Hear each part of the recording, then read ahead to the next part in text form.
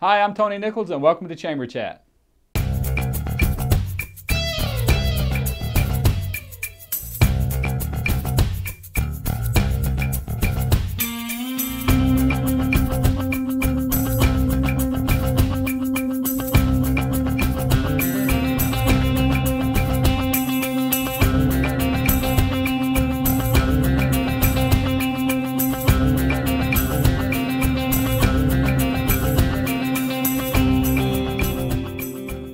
Hi, and welcome to Chamber Chat, a program put together by the Salisbury Area Chamber of Commerce to keep you informed on what's going on in your community and in your chamber. Joining us today is Amy Luppens, Assistant Director for the United Way of the Lower Eastern Shore, and her current President, Cathy Thomas. Good morning. Also with the Chamber of Commerce. Welcome to the program, ladies. Thank you. It's exciting to be here. You know, this is two programs in a row where we've had dual guests. So you're part of a very elite club, but we're not here to talk about that club. We're here to talk about the United Way, and everyone's heard of the United Way, and everyone thinks they know what the United Way is. But there are probably some people out there that may not have a full understanding of that. Could you, Amy, could you give us a broad stroke of what the United Way is? Sure. In the simplest terms, we are a local organization helping local people. Okay. That's our purpose. We are part of a national group of United Ways, so there are actually, well, it's national and international. There are 1,800 across the world. Oh, wow. But we're all independent 501c3s. And our focus here, covering Wicomico, Worcester, Somerset, and Dorchester counties, is to help better our community and better the people in our community by giving them opportunities in education, opportunities to improve their financial stability, and opportunities to improve their health. Very good. I understand you guys just came through a major fundraiser. How did that impact your financials? Because we know you're there to support businesses and local nonprofits as well. But how did that impact your financials? Successful? We were very successful. Fantastic. Much thanks, all in part thanks to the trust and the generosity of our community. We met our campaign goal, and because of that, we were able to provide over $1.2 million in support to our various programs in the community. That's fantastic. It was an exciting year this year because we actually expanded our reach. Okay. We are always open to new applications each year, but through the process we were able to take on new agencies and new programs and expand our footprint in those 4 counties. So how many agencies have been impacted, and were there any new agencies that came on board this year? We currently support 29 agencies, and actually this year we've brought on 5 new partners. Okay. And those are Telamon, Habitat for Humanity, the Epoch Dream Center, the Salvation Army in Cambridge, and Midshore Mediation, which is a school-based mediation program in Dorchester County. Okay, so my immediate response to that is, wow, a lot of support there. But how does an agency, I'm sure every agency wants to be a partner, but not every agency gets to do that. So there must be some gates that are put in place to make sure that monies that are received by the United Way are spent appropriately. Sure. So, do you want to take this one? Well, we're very definitely involved with being stewards of the donors' dollars. And our process is to review all applications. Sure. And as Amy noted, we have 3 areas of interest: health, financial stability, and education. And we look at programs that have been in place.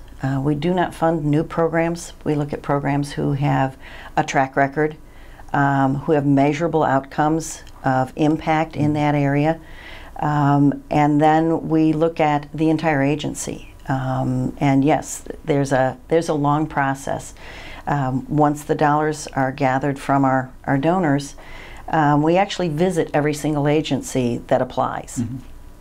And in that process, a group of volunteers like myself join the staff members in going to each agency and looking at everything from their financials to their facility to their programs and the need in the community for that specific program.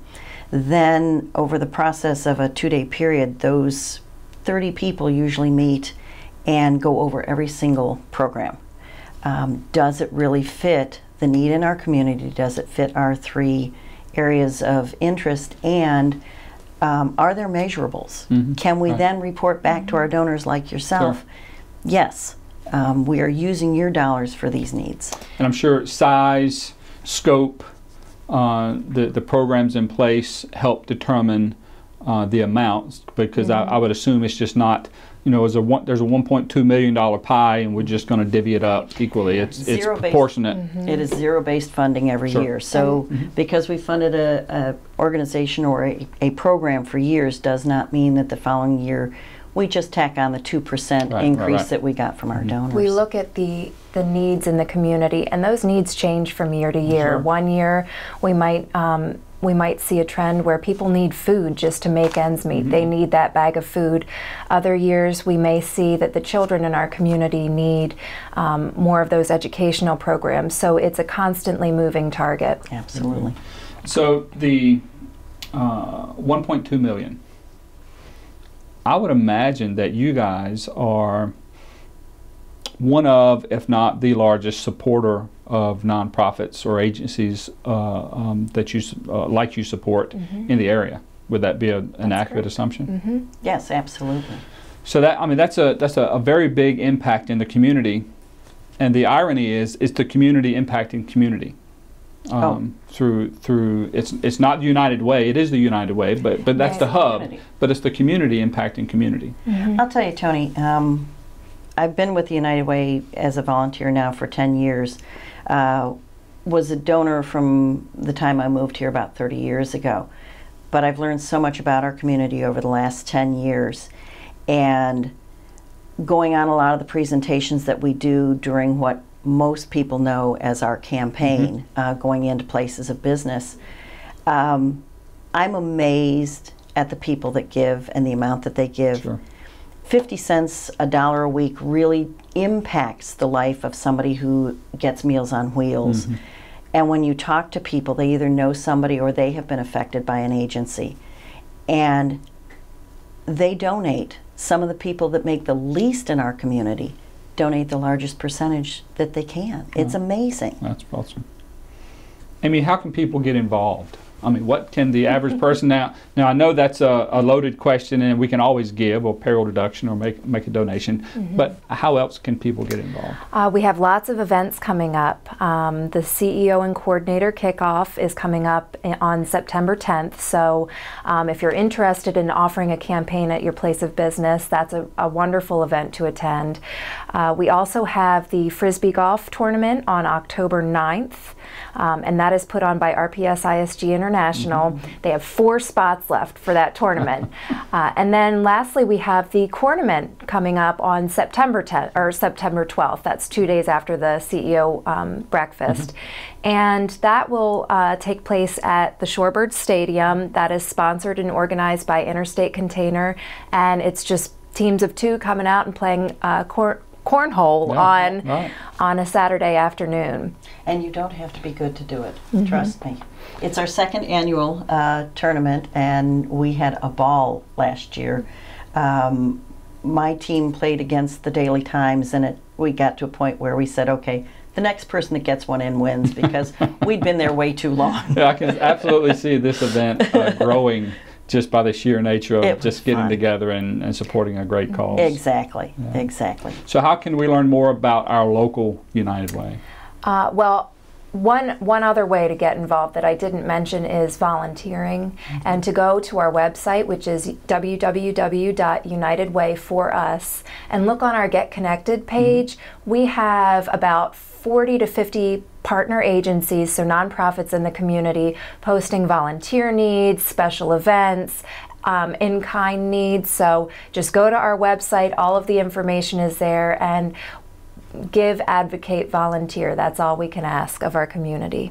The other thing you can also do through our website is you can find out who sits on our board of directors, because we represent all 4 counties. And sometimes it's easy to reach out to somebody you know and say, what do they really do? How can I be involved? Things like that. So reaching out to somebody and saying, tell me a little bit more about the United Way is also a great way to do it. Very good. Cathy Thomas, Amy Luppens, representing the United Way. Thanks for coming to Chamber Chat. Thank you for having us. We'd like to give you an opportunity now to take a look at the upcoming events with the Salisbury Area Chamber of Commerce.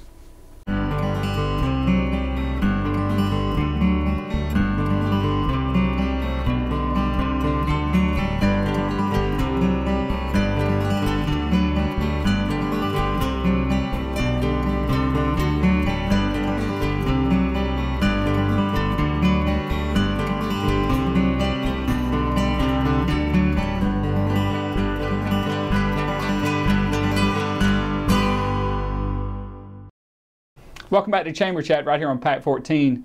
Joining us now is Jerrona Smith and Jennifer Shahan with Telamon Corporation.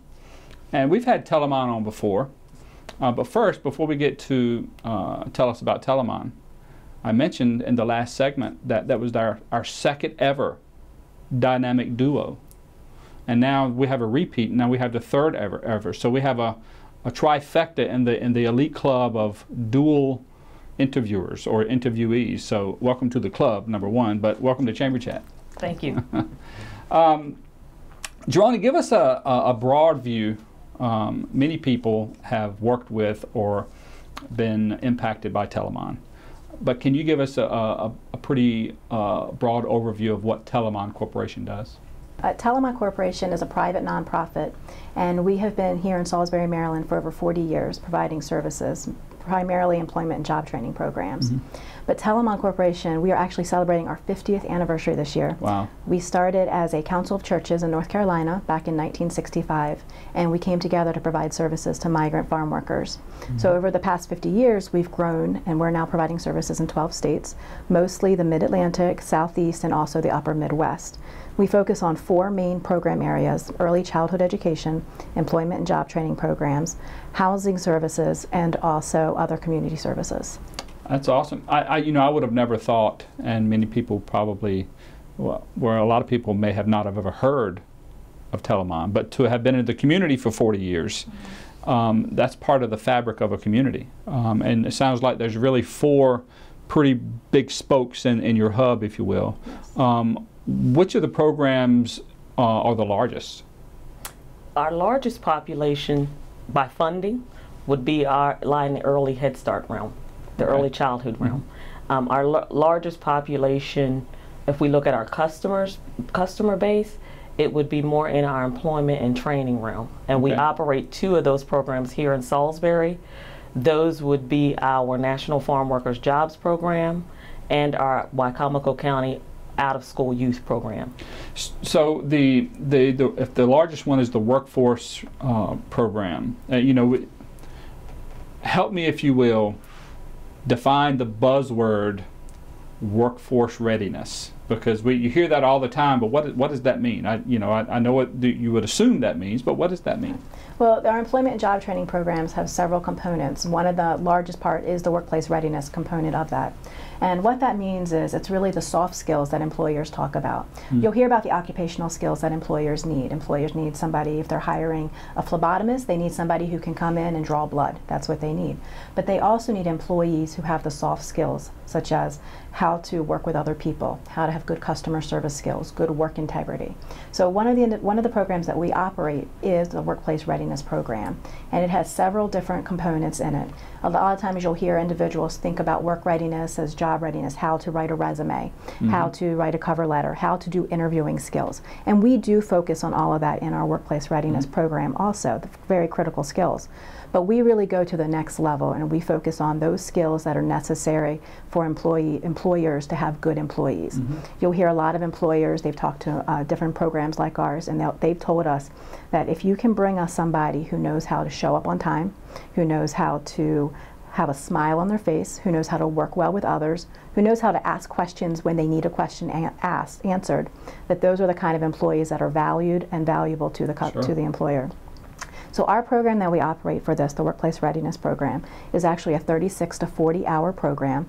And at the end of the program, they actually do end up with a job portfolio, which helps them go when they're doing their job hunt.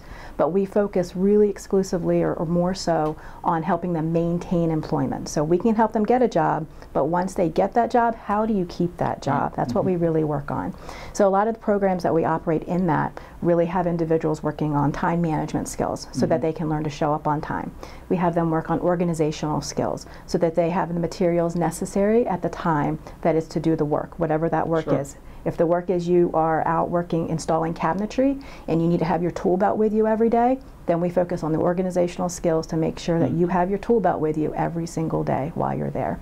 We work a lot on interpersonal and professional development so that the individuals are able to grow in the companies that they work with, but also that they can work with the team members that are there with their co-employees, their colleagues.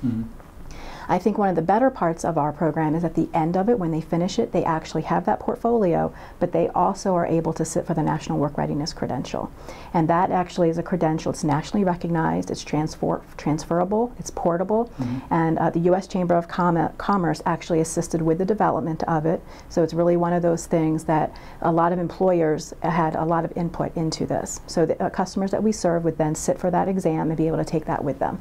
Oh, that's fantastic. Who are your customers, Jerrona? Who are the people that you typically work with on a day in, day out basis? The customers that we typically work with on a day in, day out basis range from age of 16 years old up until age of, they could be young adults. So most of them come through, as Jennifer was mentioning. We want to make sure that each one of them, when they're going through our program, that they are work ready. So we work with them. No matter where they come from, they could be a part of one of our programs, the larger program, they could be referred through another program. Sure.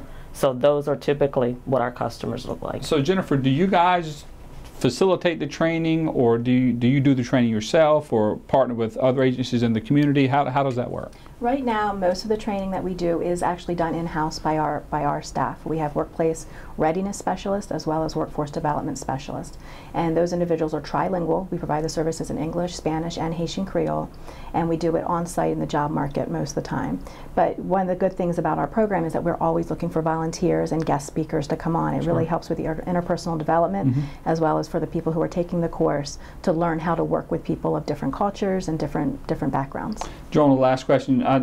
Jennifer just said you do it in-house, and does in-house mean on-site in your facility, or do you have locations that you would send people to, or is it all just done right there in-house? Right now, we provide our services in-house at Telamon Corporation, which is located within the one-stop job market. However, we do have the capacity to go out to partnering agencies and provide training there. On location for them as well? Okay, so if there's a scenario where you've got a group or the situation would arise where you need to be on location, you guys can do that as well? Yes, we can. That's a big piece that people probably, you hear about all the things that a company can do in-house, but to know that they can take the show on the road if necessary sometimes is a game changer for some people that might otherwise not be able to connect. How can people find out more about Telamon if they want to reach out to you guys? The easiest way is to visit our website at www.telamon.org, or they can follow us on Facebook at www.facebook.com/TelamonMDDE.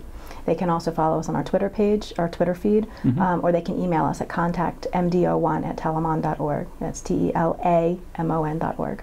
Jennifer, Jerrona, thanks so much for coming in and telling us a little bit more about Telamon. Thank you. Thank you. Thanks for the opportunity. We'd like to give you one more opportunity now to take a look at the upcoming events from the Salisbury Area Chamber of Commerce.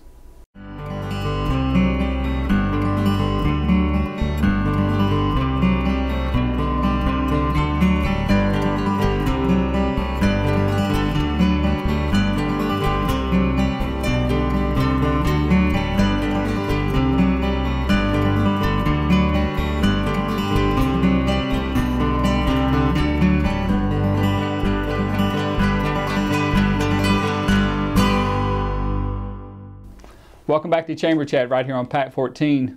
Joining us now is a first-time guest on Chamber Chat.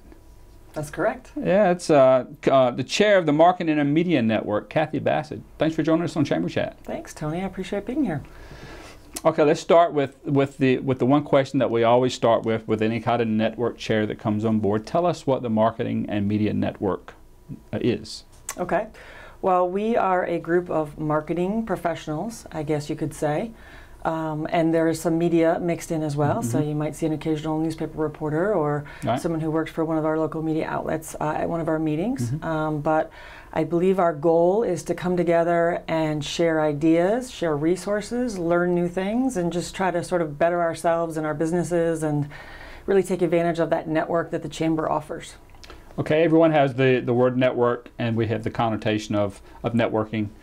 What kind of activities go on in your network meetings? Sure. So I've been the chair since about February. So my goal has been to provide speakers that we can all learn something from. You know, we all, when you work in marketing, whether it's social media, public relations, websites, you know, radio, television advertising, all those things, it's constantly changing. And so my goal has been that we get speakers that can enlighten us and really improve our businesses, and you know, we leave there with something that we didn't know earlier in the day.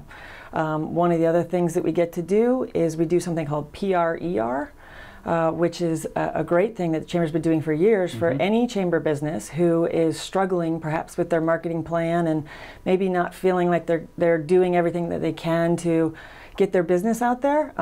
They will come before our group of professionals and we'll just have a sort of an open discussion on what they're doing now. We'll critique it, we will offer suggestions, and hopefully for them it's an opportunity to really get some new ideas and some new things that maybe other businesses are doing that they haven't thought of. And it's been, I think, a tremendous resource that the Chamber offers.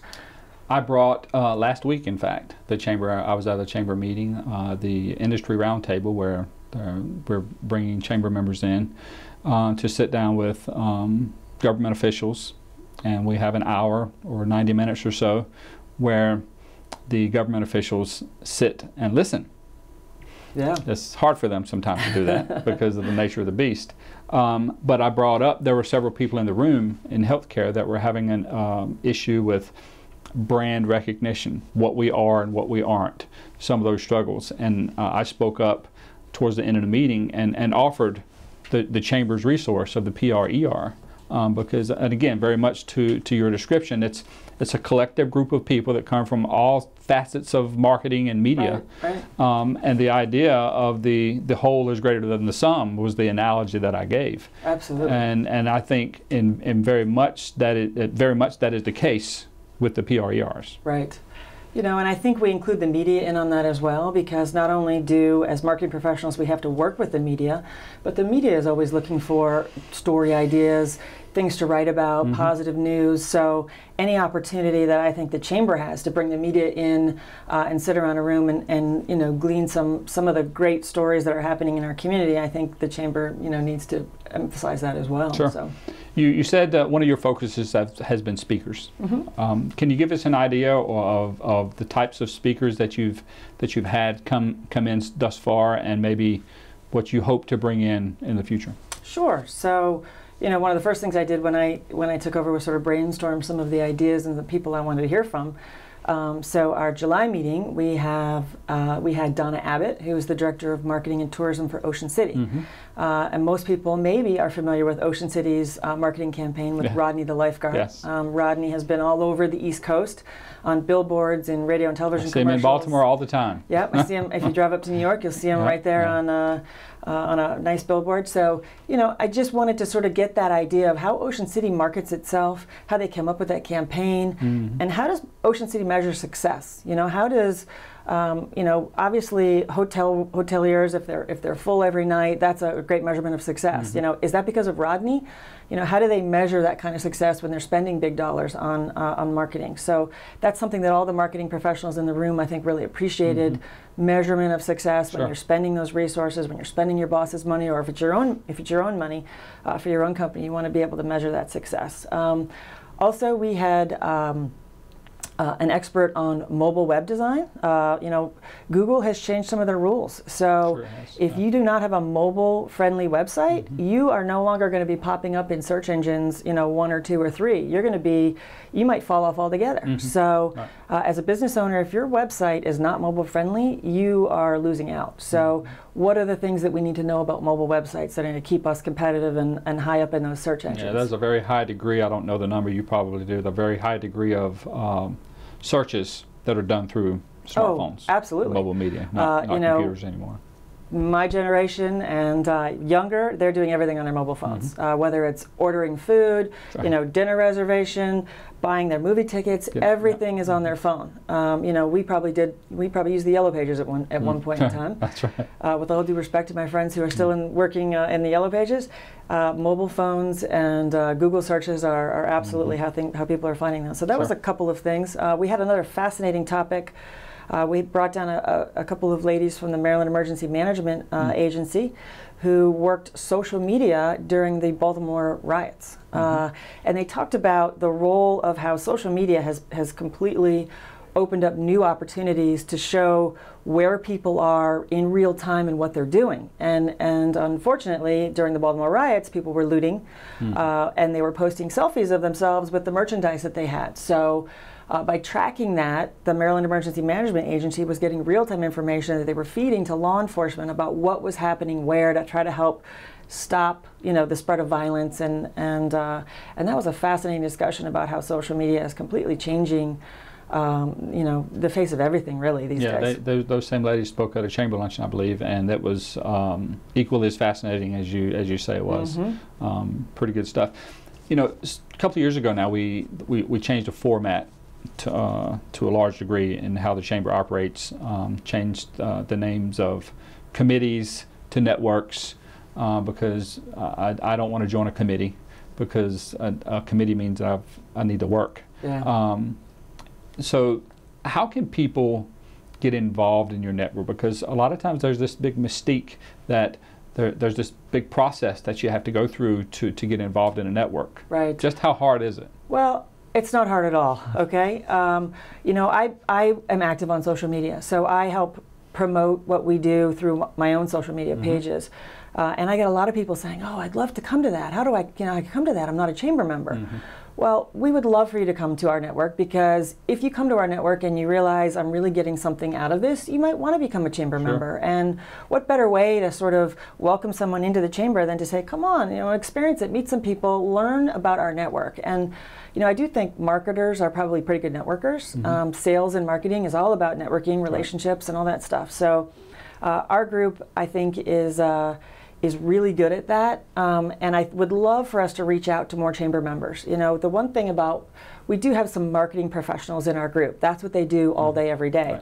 But you know, if you own a small business, you're a marketer, you're an accountant, you're everything. So you may not think of yourself as a marketer, but you absolutely are a marketer. And if you don't, then you're doing it wrong. So, you know, carve a little time out of your schedule to spend a little time with us and hone up those skills that you have, because that's going to be invaluable to your business. So I would like to, while the marketing professionals are fabulous and that's part of our network, I'd like to see more of regular chamber members join and become part of it, because the advantages they can get from it are tremendous.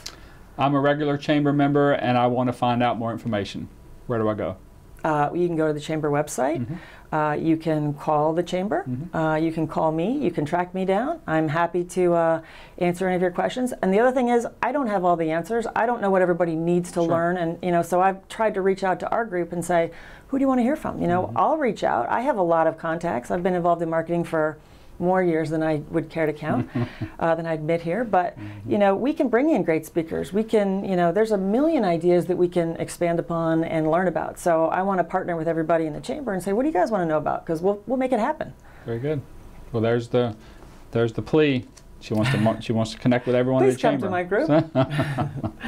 All right, Cathy, thanks for joining us on Chamber Chat and giving us a little more information about the marketing. I expect to see you at our next meeting, Tony. Okay, I'll be there. All right, good. All right.